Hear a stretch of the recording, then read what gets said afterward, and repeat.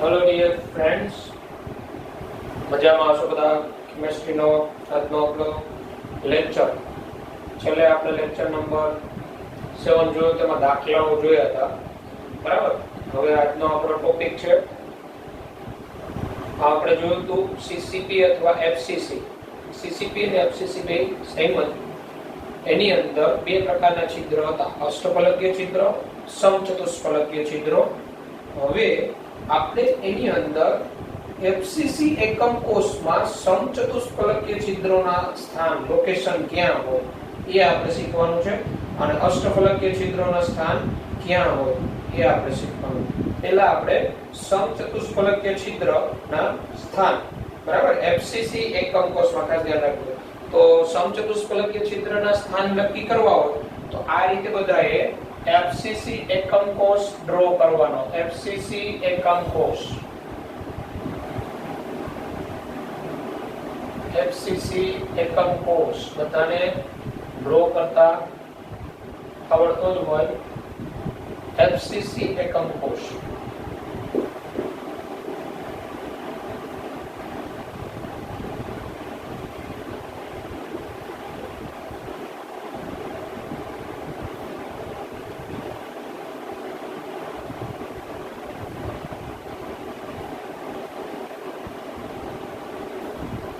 FCC એકમ કોષ એટલે આ ખૂણા ઉપર પરમાણુ અને દરેક બાજુ કેન્દ્રમાં આ રીતે.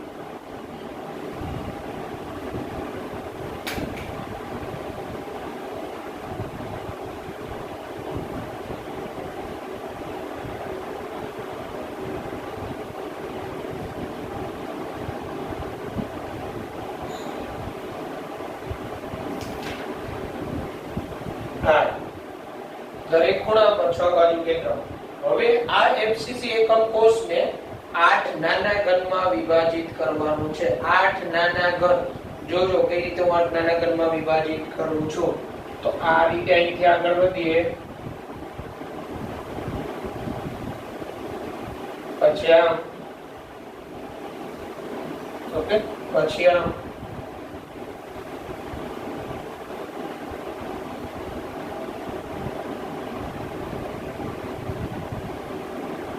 પછી આમ.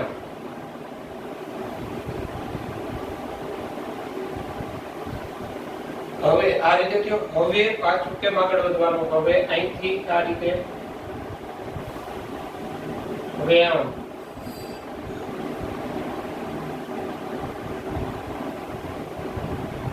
આમ થયું. હવે આ રીતે અહીંથી, પછી આનો અહીંયા છે. આજે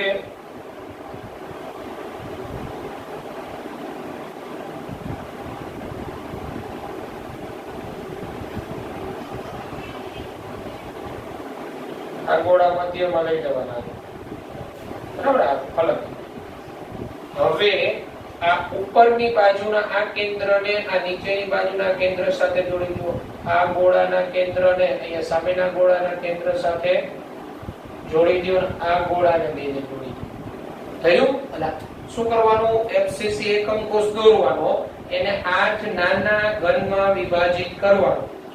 હવે તમને અહીંયા 8 નાના ઘન દેખાતા હશે. 1 2 3 4, નીચે એવી રીતે 5 6 7 8. હવે ઈ નાના ઘનમાં તમે ઓબ્ઝર્વેશન કરશો, જેમ કે આ નાનો ઘન છે હું જો, તો એમાં એ નાના ઘનમાં એકાંતરીય રીતે 4 પરમાણુ છે. એકાંતરીય રીતે 4 પરમાણુ આ રીતે. હવે આ એકમ કોષમાં જે નાનો ઘન છે એમાં એકાંતરીય રીતે 4 પરમાણુ છે. જો એકાંતરીય, આ ઘનને હું બહાર કાઢું તો એના આ ખૂણા ઉપર અહીંયા ઘટક પણ છે. આ ખૂણા ઉપર અહીંયા નથી, ખૂણા ઉપર અહીંયા છે. પછી એવું જ નીચે અહીંયા છે, અહીંયા નથી, અને અહીંયા છે, અહીંયા નથી. આ રીતે આ દરેક નાના ઘનમાં એકાંતરીય રીતે 4 પરમાણુ છે. એક ખૂણા ઉપર એક પરમાણુ, પછી નથી, પરમાણુ, પછી નથી. હવે આ એકાંતરીય 4 પરમાણુના કેન્દ્રને તમે જોડો. આ એકાંતરીય 4 પરમાણુ છે એના કેન્દ્રને તમે જોડો તો અરસપરસ જો આ રીતે એકબીજાને આમ જોડી દો, આ રીતે અહીંથી આની સાથે, તો એક સમચતુષ્ફલક બને. જો આ એકાંતરીય ચાર પરમાણુઓના કેન્દ્રને અરસપરસ તમે જોડો તો એક સમચતુષ્ફલક બને. સમચતુષ્ફલક. આવા એક નાના ઘનમાં એક સમચતુષ્ફલક, તો 8 નાના ઘનમાં કેટલા થાય? 8 સમચતુષ્ફલક. એટલે એનો અર્થ એવો થાય એફસીસી એકમ કોષમાં સમચતુષ્ફલકીય છિદ્રની સંખ્યા કેટલી થાય? 8. દરેક નાના ઘનમાં જો તમને ખબર હોય તો જો આ 1 2 ને 3 આ ત્રણ ગોળા ત્રિકોણીય રીતે ત્રણ, નીચેથી આ ગોળો આમ સ્પર્શે એટલે ચતુષ્ફલકીય છિદ્ર આવી ગયું ને. એટલે આવા 8 નાના ઘન દરેકમાં સમચતુષ્ફલક. હવે જો આમાં હું દર્શાવું છું એ સમચતુષ્ફલક. આ ઘનમાં હું દર્શાવું છું. આ ઘનના આ ચાર ગોળાને મેં જોડી દીધા પરસ્પરસ, એક સમચતુષ્ફલક. એવા 8 ઘનની અંદર જોવાનું. બરાબર છે? એટલે આ મેથડ ખબર હોવી જોઈએ. આમ હવે તમે યાદ કરો, ક્લોઝ પેકિંગ કામતા ગોળા કેટલા હોય એફસીસી માં? 4 પરમાણુ હોય પ્રતિ એકમ કોષ દીઠ. સમચતુષ્ફલકીય છિદ્રની સંખ્યા કેટલી આવી? 8. એટલે પેલું સૂત્રનું પાલન થાય છે. સમૃદ્ધ સંકલિત ગોળાની સંખ્યા n હોય તો એમાં સમચતુષ્ફલકીય છિદ્રની સંખ્યા 2n હોય. પાલન થાય છે કે એફસીસી એકમ કોષમાં પ્રતિ એકમ કોષ દીઠ 4 પરમાણુ હોય એટલે 4 ગોળા. તો સમચતુષ્ફલકીય છિદ્ર કેટલા થયા? 8. તો વિચારો અષ્ટફલકીય છિદ્ર કેટલા હશે? 4. એના સ્થાન આપણે નક્કી કરીએ. એટલે અહીંયા લખવાનું એફસીસી એકમ કોષમાં 8 સમચતુષ્ફલકીય છિદ્ર, 8 સમચતુષ્ફલકીય છિદ્ર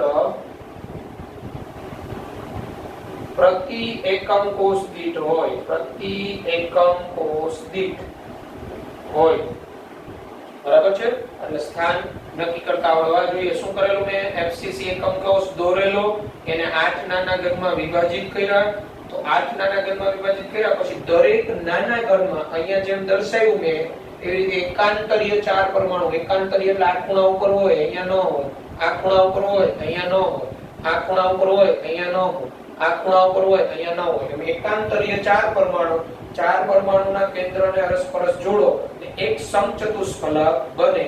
બરાબર છે? એટલે આ ચારે ગોળા જ્યાં સ્પર્શતા હોય ત્યાં છિદ્ર હોય. એટલે આમ 8 નાના ઘન એટલે આમાં 8 સમચતુષ્ફલકીય છિદ્ર હોય, જે એમાં ક્લોઝ પેકિંગ અથવા સમૃદ્ધ સંકલિત પામતા ગોળાની સંખ્યા કરતા બમણા છે. એટલે આ સ્થાન ખબર હોવી જોઈએ. આ પણ થિયરી કરતા એમસીક્યુ માટે ઇમ્પોર્ટન્ટ કે સમચતુષ્ફલકીય છિદ્રના સ્થાન એફસીસી એકમ કોષમાં ક્યાં હોય, કઈ રીતે? તો 8 નાના ઘન દરેકમાં એક છિદ્ર હોય. આ ઉપરાંત એફસીસી એકમ કોષમાં પ્રતિ એકમ કોષ દીઠ કેટલા સમચતુષ્ફલકીય છિદ્ર હોય? તો કેટલા હોય? 8. ઓકે. હવે આપણે અષ્ટફલકીય છિદ્રના સ્થાન નક્કી કરતા શીખીએ કે અષ્ટફલકીય છિદ્ર ક્યાં હોય. ઓકે. હવે જો અષ્ટફલકીય છિદ્રોના સ્થાન દર્શાવો તો એફસીસી અથવા સીસીપી ની અંદર અષ્ટફલકીય છિદ્રોના સ્થાન ક્યાં હોય? તો તમારે સૌપ્રથમ આ રીતે એફસીસી એકમ કોષ દોરવાનું. આની અંદર એક અષ્ટફલકીય છિદ્ર અહીંયા સેન્ટરમાં હોય. કઈ રીતે ઈ અષ્ટફલકીય છિદ્ર કઈ રીતે દેખાય? તો જો એ શીખવું છે. પહેલા એકમ કોષ દોરવાનો, એફસીસી એકમ કોષ. બરાબર? હવે શું કરવાનું? આ જે ફલક કેન્દ્રના ગોળાઓ છે એને અરસપરસ જોડવાનું. તો જો હું જોડતો જાઉં છું ફલક કેન્દ્રના ગોળાઓને. તો આ ફલક કેન્દ્રના ગોળાને મેં આની સાથે જોડેલું. હવે આ ફલક કેન્દ્રના ગોળાને અહીંયા હું જોડી દઉં આની સાથે. અહીંથી આને અહીંયા જોડી દો, અહીંથી આ જોડો. આ રીતે ફલક કેન્દ્રના ગોળાને અરસપરસ જોડવાના. હવે અહીંથી હું આની સાથે જોડી દઉં, અહીંયા જોડી દઉં, આને આની સાથે જોડું, આની સાથે. બરાબર? હવે આને અહીંયા જોડી દઉં, આને આની સાથે જોડી દઉં, અહીંયા જોડું. હા, થઈ ગયો અષ્ટફલક. દેખાય છે બધાને? ફલક કેન્દ્રના ગોળાને અરસપરસ જોડી દેવાના. અને એક અષ્ટફલકીય છિદ્ર અહીંયા સેન્ટરમાં હોય. આ જો આ એક ત્રિકોણ થયો અને આ વિરુદ્ધ ત્રિકોણ થયો. તો બે વિરુદ્ધ ત્રિકોણ વ્યાપ્ત થાય ત્યાં એક અષ્ટફલકીય છિદ્ર. એટલે FCC એકમ કોષમાં ફલક કેન્દ્રના ગોળાને પરસ્પર જોડતા એક અષ્ટફલકીય છિદ્ર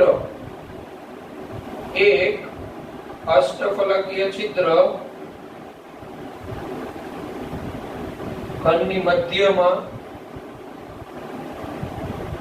આકૃતિમાં દર્શાવ્યા મુજબ જોવા મળે. આકૃતિમાં દર્શાવ્યા મુજબ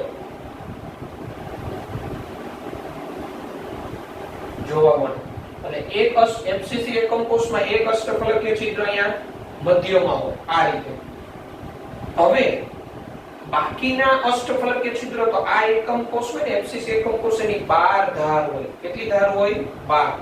એ 12 ધારમાં દરેક ધારના કેન્દ્રમાં, હવે જો કોઈ ખબર ન હોય ધાર કોને કહેવાય તો કહી દઉં છું. ધાર એટલે શું? આ એક ગોળો થી આ બીજા ગોળા સુધીની આ જે એક રેખા એને એક ધાર કહેવાય. એજીસ, અંગ્રેજીમાં EDGE, એજ. એક કરતા વધારે એજીસ. તો આવી 12 હોય. આ અહીંથી આ ગોળો 1, અહીંથી આ 2, અહીંથી આ 3, અહીંથી આ 4, એવી નીચે 4, પછી અહીંથી આ 1 5, નીચે 4, એટલે 4 ને 4 8, આ 1 9, અહીંથી આ 1 10, અહીંથી આ 1 11, આવી 12 ધાર હોય. દરેક ધારના કેન્દ્રમાં એક અષ્ટફલક છિદ્ર હોય. દરેક ધારના. બરાબર? તો એ આપણે અહીંયા આકૃતિ દોરીને સમજીએ કે ધારના કેન્દ્રમાં કઈ રીતે. તો એના માટે શું કરવાનું? FCC એકમ કોષ દોરવાનું. બરાબર? FCC એકમ કોષ આ રીતે દોરવાનું. જો હવે ધારના કેન્દ્રમાં આપણે જોઈએ તો આ રીતે FCC એકમ કોષ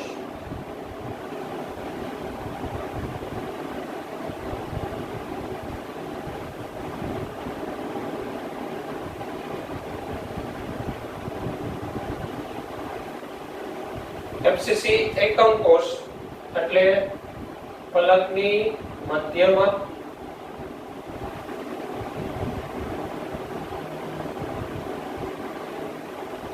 આઠ ખૂણા ઉપર 6 ફલકના કેન્દ્રમાં ગોળાઓ. 6 ફલકના કેન્દ્રમાં અને 8 ખૂણાઓ. હવે આની અંદર કઈ રીતે? તો આની અંદર આ એક એકમ કોષના 4 ગોળા ભાગી 2 ફલકના અને 2 ખૂણાના. આને ધાર કહેવાય. આ ધારના સેન્ટર ઉપર જોવા મળે. કઈ રીતે? તો જો આની અંદર આપણે અષ્ટફલકીય છિદ્ર કઈ રીતે જોવા મળે એ હું દર્શાવું છું. બરાબર?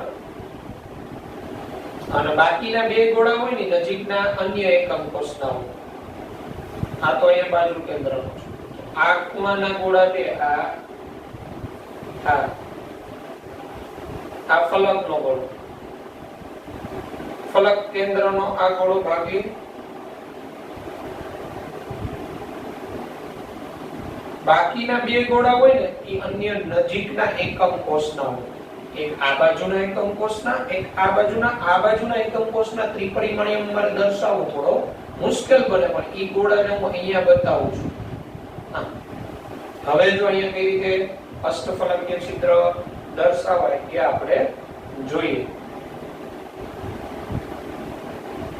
બરાબર? આ જોડેલા. હવે આને અહીંયા જોડી દઈએ. અહીંયા હવે અરસપરસ આપણે ગોળાને જોડતા જઈએ. આ 2 આમ જોડાઈ જશે, આ 2 આમ જોડાઈ જશે. કે આને અહીંયા જોડી દો, આને અહીંયા જોડી. દેખાય છે અષ્ટફલક બન્યું ને? તો અહીંયા એક એકમ કોષના 4 ગોળા. આ એક એકમ કોષનો આ એક ફલક કેન્દ્રનો, અહીંયા આ ફલક, આ બીજો ખૂણાનો, આ ત્રીજો ફલક.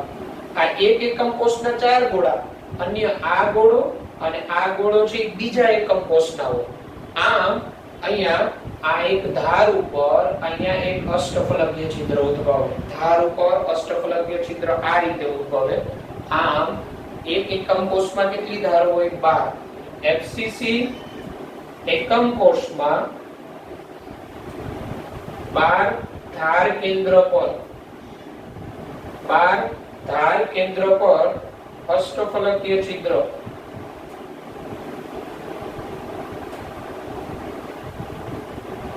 અષ્ટફલકીય છિદ્ર હોય. હવે એ અષ્ટફલક બનવામાં એક જ એકમ કોષના 4 ગોળા, આ બે ખૂણાના અને બે ફલક કેન્દ્રના, અન્ય એકમ કોષના 2 ખૂણા, આમ ટોટલ 6 ગોળા સ્પર્શે અને એક અષ્ટફલક બને. બરાબર? અષ્ટફલકીય છિદ્ર હોય તેમાં એક એકમ કોષ ના 4 ગોળા અથવા 4 પરમાણુ. 4 ગોળા કયા તો કે 2 ખૂણા અને 2 ફલક પરના. જ્યારે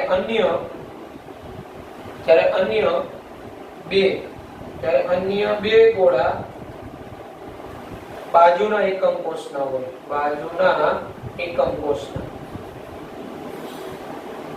આ રીતે હોય. હવે આપણે વિચાર થાય કે 12 ધાર કેન્દ્ર ઉપરના 12 અષ્ટફલકીય છિદ્ર એના હોય તો નહીં. આ વિચારો, આ એક ધાર કેટલા એકમ કોષ વચ્ચે સહિયારી હોય? તો આ એક ધાર હોય ને 4 એકમ કોષ વચ્ચે સહિયારી હોય. કઈ રીતે 4? તો આની ઉપર એક એકમ કોષ હોય, બરાબર? અહીંયા આની બાજુમાં એક એકમ કોષ હોય અને એની ઉપર એક એકમ કોષ હોય. એટલે આ એક ધાર 4 એકમ કોષ વચ્ચે સહિયારી હોય. તમારા રૂમની અંદર એક ખૂણાથી બીજા ખૂણાની એક ધાર જોજો, એ કેટલા વચ્ચે સહિયારી થઈ શકે?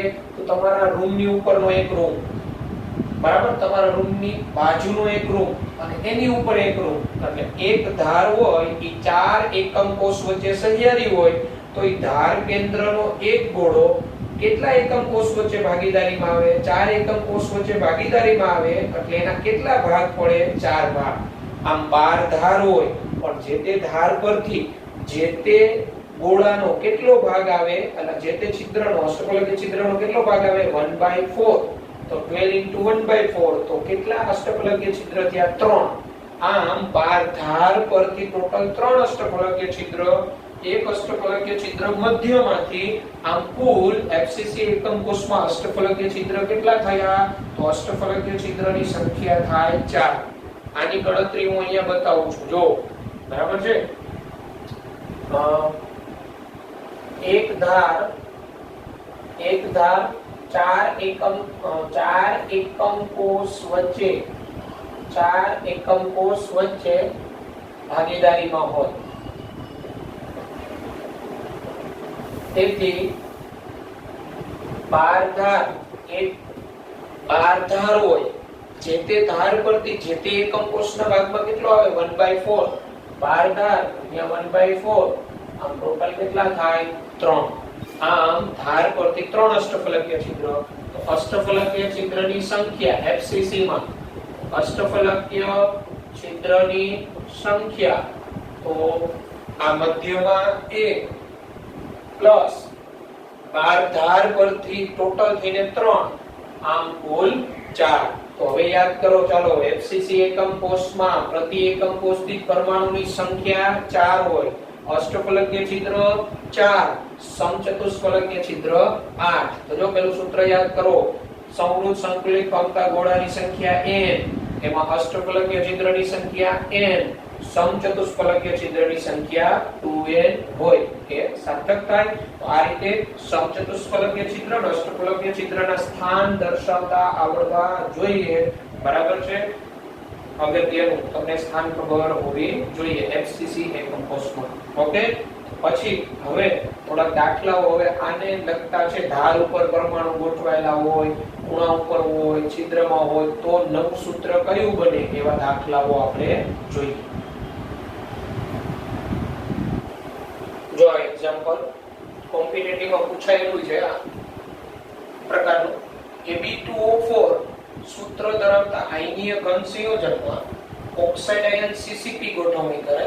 ઓક્સાઇડ આયન CCP ગોઠવાય એટલે ક્લોઝ પેકિંગ પામતા ઓક્સાઇડ આયન. A2 ધન આયન સમચતુષ્ફલકીય છિદ્રમાં ગોઠવાય છે. A2 ધન આયન સમચતુષ્ફલકીય છિદ્રમાં તથા B3 ધન આયન અષ્ટફલકીય છિદ્રમાં ગોઠવાય છે. તો A2 દ્વારા સમચતુષ્ફલકીય છિદ્રનો તથા B3 દ્વારા અષ્ટફલકીય છિદ્રનો કેટલા ટકા ભાગ રોકાય? રકમ સાંભળવા માટે પાછું રિવાઇન્ડ કરી લેજો. બરાબર, આ પ્રકારે આપણે ટકાવારી પૂછ્યું. તો આવી રીતે આની અંદર ધ્યાન રાખવાનું ખાસ, તમને જ્યારે અણુસૂત્ર આપી દીધું હોય ને અને તમને ટકાવારી પૂછે ને, ખૂબ સરળ છે. તમારે અહીંયા એ જોવાનું કે ક્લોઝ પેકિંગ પંપ તો કોણ છે? બરાબર, ક્લોઝ પેકિંગ પંપ તો કે ઓક્સાઇડ આયન છે. આ સૂત્રમાં ઓક્સાઇડ આયનની સંખ્યા કેટલી દેખાય છે તમને? તો ઓક્સાઇડ આયનની સંખ્યા અહીંયા તમને કેટલી દેખાય છે? 4 દેખાય છે. 4, રાઈટ. તો ક્લોઝ પેકિંગ પંપ ઓક્સાઇડ આયનની સંખ્યા 4 થઈ. હવે એના ઉપર એક સમચતુષ્ફલકીય છિદ્ર તો ટોટલ કેટલા હશે? 8 હશે, એનાથી બમણા. અષ્ટફલકીય છિદ્ર કેટલા હશે? 4 જ હશે. હવે અહીંયા જો સમચતુષ્ફલકીય છિદ્રમાં કોણ ગોઠવાય? A2+.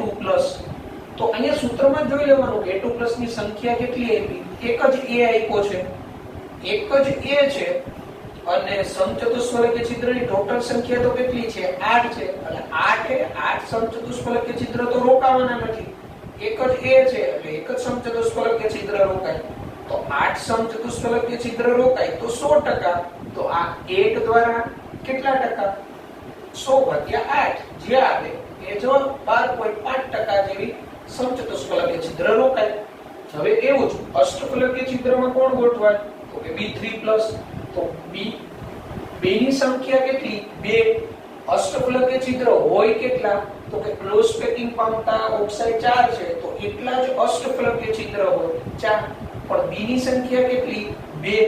તો 4 અષ્ટફલકીય છિદ્ર રોકાય તો 100%. પણ 2 જ અહીંયા તો B 2 જ ગોઠવાય છે, સૂત્ર જ આપી દીધું છે.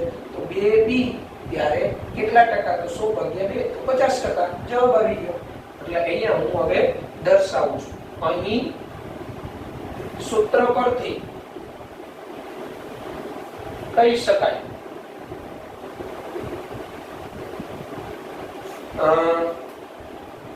CCP ગોઠવણી કરતા O2- આયનની સંખ્યા 4 છે. તેથી સમચતુષ્ફલકીય છિદ્ર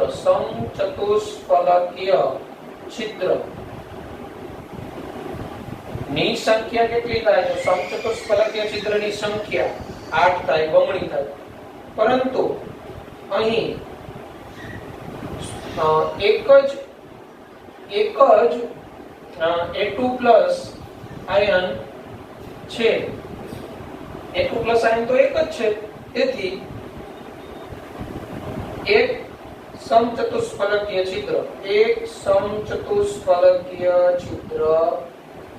રોકાય. તો એને ટકાવારી શોધવી હોય તો કઈ રીતે શોધાય? તો 8 સમચતુષ્ફલકીય છિદ્ર રોકાય. બરાબર, 8 સમચતુષ્ફલકીય છિદ્ર રોકાય તો 100% પેકિંગ થયું. હવે 100%. તો અહીંયા તો કેટલા છે? 1. તો 1 ત્યારે કેટલા ટકા? તો A2+ આયન દ્વારા રોકાતા સમચતુષ્ફલકીય છિદ્રની ટકાવારી is equal to 100 divided by 8, 12.5%. 12.5%. સમચતુષ્ફલકીય છિદ્રનો 12.5% ભાગ રોકાય. એવી જ રીતે અષ્ટફલકીય છિદ્રમાં B ગોઠવાય, પણ અષ્ટફલકીય છિદ્ર હોય 4, પણ કેટલા B? 2 જ ગોઠવાય છે. આવી જ રીતે અષ્ટફલકીય છિદ્ર 4 હોય, પરંતુ 2 જ B હોવાથી B ની સંખ્યા 2 છે. હોવાથી બે અષ્ટફલકીય છિદ્ર રોકાય. બે અષ્ટફલકીય છિદ્ર રોકાય. તો 4 હોય એમાંથી 2 રોકાય. તો કેટલા ટકા રોકાય કહેવાય? 50%. આમ B3+ આયન દ્વારા અષ્ટફલકીય છિદ્રનો 50% ભાગ રોકાય. કેટલા ટકા? 50% ભાગ રોકાય. આમ જવાબ શું આવે તમારો? 12.5% A2+ આયન દ્વારા, 50% B3+ આયન દ્વારા. એટલે આવું આ પેટર્ન થઈ, આવું કોઈ પણ તમને સૂત્ર આપી દીધું હોય અને પર્સન્ટેજ પૂછ્યા હોય, સમચતુષ્ફલકીય અષ્ટફલકીય છિદ્રનો કેટલા ટકા ભાગ રોકાય, તો એ બધી સૂત્ર ઉપરથી જ આખી માયાજાળ છે. તો આ પેટર્ન થી જવાનું. ઓકે, આ પેટર્નના દાખલા ઇમ્પોર્ટન્ટ કોમ્પિટિટિવ માં પૂછાયેલા છે. હવે જો આ પણ દાખલો અગત્યનો. કોઈ એક ઘન સ્ફટિકમાં C પરમાણુઓ CCP અથવા FCC ગોઠવણી કરે છે. એટલે C પરમાણુ કઈ રીતે ગોઠવાય? FCC એટલે બધા ખૂણા ઉપર અને 6 બાજુના કેન્દ્રમાં. તથા B પરમાણુ બધા અષ્ટફલકીય છિદ્રમાં ગોઠવાય. B પરમાણુ ક્યાં ગોઠવાય? બધા અષ્ટફલકીય છિદ્ર એક સેન્ટરમાં હોય, 12 ધારના કેન્દ્રમાં, ત્યાં B ગોઠવાય. A પરમાણુઓ બધા ક્યાં ગોઠવાય? સમચતુષ્ફલકીય છિદ્રમાં ગોઠવાય. A પરમાણુ બધા સમચતુષ્ફલકીય છિદ્રમાં ગોઠવાય છે. હવે કોઈ એક, પછી આ ખાસ ધ્યાન રાખો, હવે કોઈ એક અંતસ્થ વિકર્ણ પર રહેલા બધા જ પરમાણુ દૂર કરવામાં આવે તો બનતા ઘનનું સૂત્ર શોધો. અંતસ્થ વિકર્ણ એટલે ઘનમાં એક ખૂણાથી બીજા ખૂણા સુધીનું એક અંતસ્થ વિકર્ણ દોરી નાખવાનો. એના ઉપર આવતા જે પરમાણુ દૂર કરી પછી જે A B C ની સંખ્યા હોય, બરાબર છે, એનો રેશિયો લો એટલે તમને સૂત્ર મળે. રકમ સાંભળવા માટે ફરીથી રિવાઇન્ડ કરજો. બરાબર.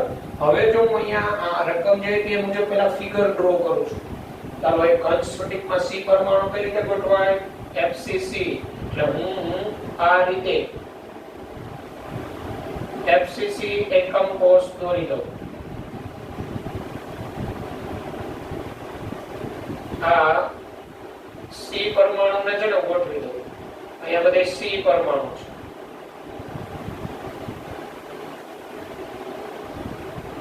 FCC ગોઠવણી.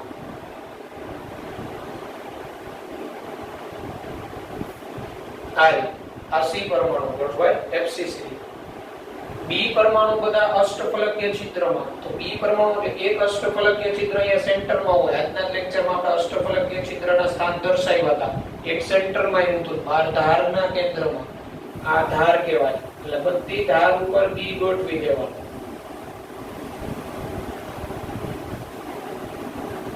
આ રીતે,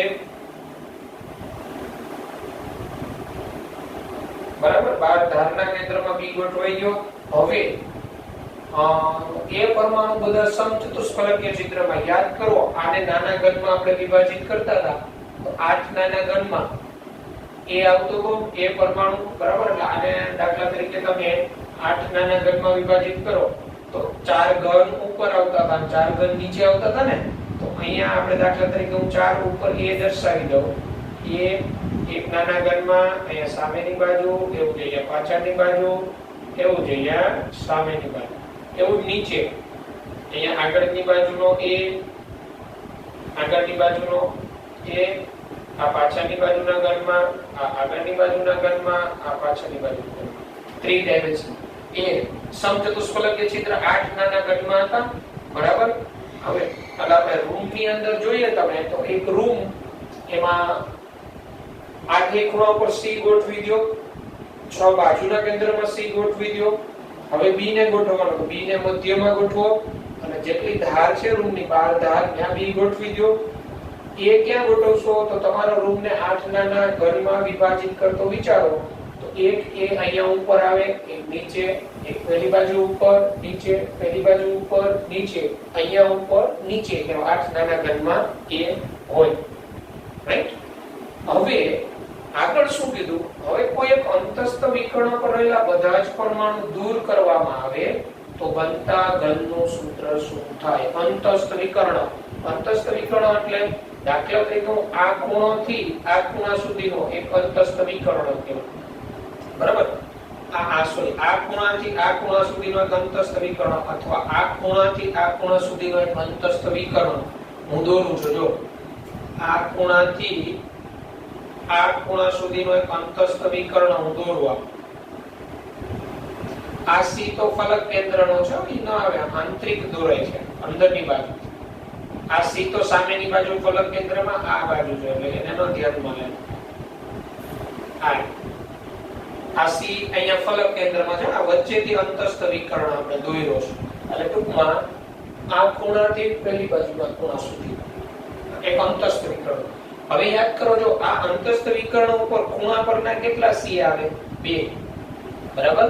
તો અંતસ્થ વિકર્ણ દોરીએ તો 2 ખૂણા પરથી સી દૂર થઈ જાય. એક અંતસ્થ વિકર્ણ દોરો એટલે 2 સમચતુષ્ફલકીય છિદ્રમાં જે એ ગોઠવાયેલા છે એ દૂર થાય અને એક અષ્ટફલકીય છિદ્રનો બી દૂર થાય. તો એની સંખ્યા ગણીએ, રેશિયો લઈ લઉં તો પહેલા હું સી ની સંખ્યા કેટલી એ ગણું છું. બરાબર? અહીં એક અંતસ્થ વિકર્ણ પર આવતા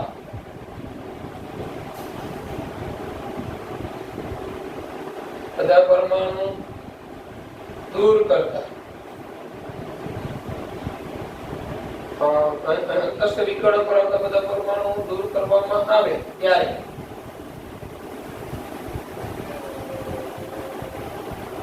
બે ખૂણા પરથી સી તથા મધ્યમાંથી બી, અષ્ટફલકીય છિદ્ર મધ્યમાં હોય ને એટલે અંતસ્થ વિકર્ણ મધ્યમાંથી પસાર થાય અને 2 સમચતુષ્ફલકીય છિદ્ર માંથી એ દૂર થાય. આ રીતે દૂર થાય કારણ કે સમચતુષ્ફલકીય છિદ્ર 8 નાના ઘન હોય, એક અંતસ્થ વિકર્ણ આમ દોરો ને તો એક અહીંયા ઉપરનો ઘન હોય એમાંથી દૂર થાય, એક નીચેના ઘનમાંથી દૂર થાય. હવે કેટલા સી વધે, કેટલા બી વધે ને કેટલા એ આપણે ગણી લઈએ. તો હવે સી પરમાણુની સંખ્યા, તો સી પરમાણુની સંખ્યા, ચાલો 8 ખૂણા ઉપર સી છે, 6 બાજુ કેન્દ્રમાં સી છે. 6 બાજુ કેન્દ્રના સી તો જેમ છે એમ જ છે. તો 6 બાજુ કેન્દ્રના સી, એક બાજુ કેટલા વચ્ચે છે યારી?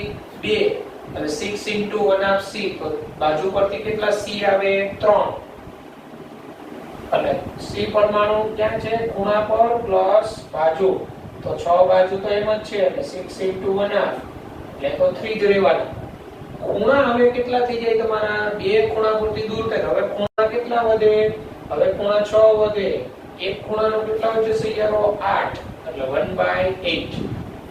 6 into 1/8 પ્લસ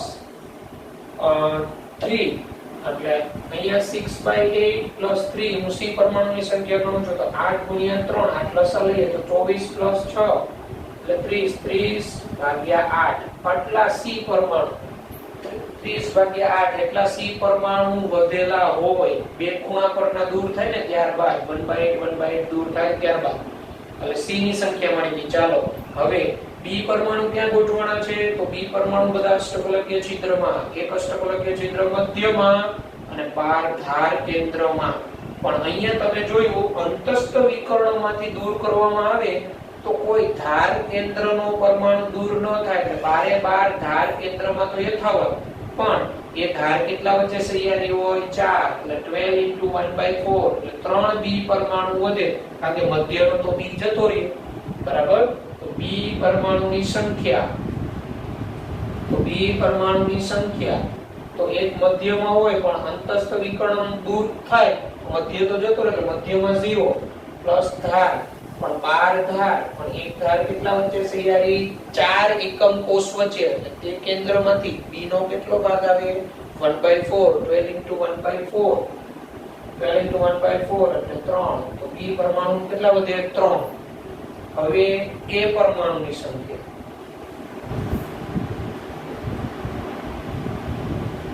તો એ પરમાણુ ક્યાં ગોઠવાય? બધા સમચતુષ્ફલકીય છિદ્રમાં. તો સમચતુષ્ફલકીય છિદ્ર તો 8 નાના ઘનમાં હોય અંદર, તો બે સમચતુષ્ફલકીય છિદ્ર દૂર થાય. આ અંતસ્થ વિકળ પસાર કરો તો બે સમચતુષ્ફલકીય છિદ્રના એ દૂર થાય. આ એ દૂર થઈ જાય, એક આ એ દૂર થઈ જાય. બરાબર? એટલે બે સમચતુષ્ફલકીયના દૂર થયા. હવે કેટલા વધ્યા સમચતુષ્ફલકીય? 6. બરાબર?